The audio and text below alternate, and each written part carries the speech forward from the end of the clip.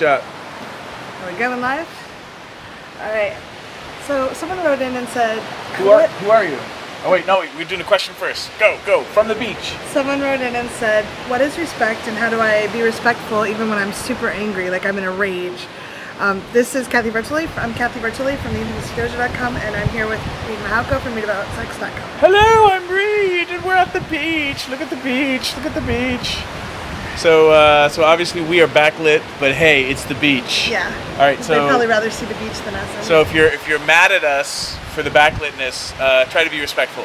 Yes. Okay, what's the advice? So, what is respect? I think that's treating people like humans and not saying things that you would rather not say, like that you don't mean just because you're angry. Mm-hmm. And there's different people have different cool down styles. Reid has an article on cool down styles that's really useful. So if you're super angry, you might say, hey, I need to go take a walk.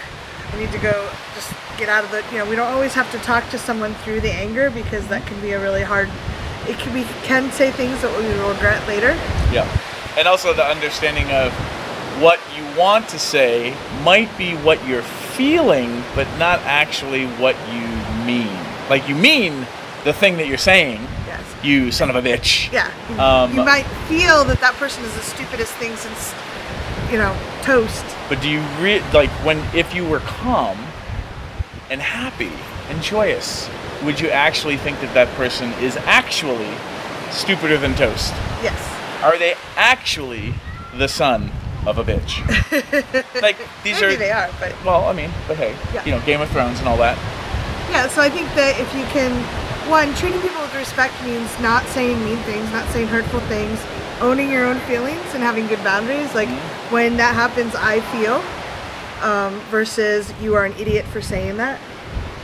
And, that's, respect is not blaming other people for our own feelings or letting out, dumping on them all the feelings we might have or the thoughts we have in the moment. But, and that may mean that we have to go take a walk, or I need to talk to you tomorrow about this. Or you need to talk to somebody else. Yeah. Because sometimes people want to be heard in their emotional state, which means you need to listen to me right now. Whereas if you need to really feel heard, and you can catch that you're in an emotional state, do you have a friend you could offload on? A therapist, or maybe a bartender, or go get your hair styled and have your hairstylist be the one you talk to, so that then when you have calmed down, when you've cooled down, you can actually have the conversation you actually need to have, rather than a conversation about your feelings. Feelings are genuine, but feelings of being triggered and upset, or maybe not trigger is not the right word, but activated. I don't know that that's the conversation you need to be having. But my mileage, your mileage may vary. It can really help if you go to your friend, and especially in our community, a lot of people want to fix things and help. Say, hey, listen, I need to vent for a few minutes, and I'll let you know when I'm ready to troubleshoot. I just want you to be there and listen and tell me that I'm right and that that person's a horrible person for 10 minutes. It doesn't actually mean that. I just need to get it off my chest and have someone support me. And then, okay, thank you. I've got that out. I may or may not want you to troubleshoot with me. And it's also, Reid's article on cool down styles, because different people in relationships have different needs. So if we've had a fight and one of us stalks off, the other one may feel abandoned.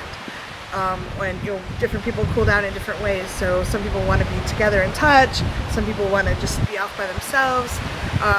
So knowing what they are for each other can help, but also saying, hey, I know you have abandonment issues. I'm really mad at you right this minute. I am not leaving you forever. I'm going to drive around the block until I can cool down. I will be back. And then, go kind of thing can really help. You can also, if there's nobody to vent to, write an angry letter. Don't mail it.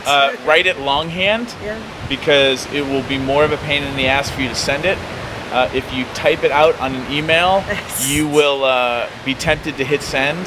So I think it's a good idea to write it longhand, and then that way you can burn it, rather than have to find an envelope, find a stamp. What's the cost of stamps these days? Do I even have any forever stamps if you live in America? And by then you've probably cooled down. Yeah. So respect just means treating people nicely, and as It doesn't mean you always have to agree with them. It doesn't always mean you have to do what they want. But treating them like human beings and not putting them down or blaming them for your stuff. And it's really hard to do when we're angry sometimes. But taking a deep breath and realizing that even though the anger feels overwhelming right now and it feels like that person is stupider than toast, they might not seem that way in 10 minutes or an hour or a couple days. All right, leave some comments. Go make some toast. Bye.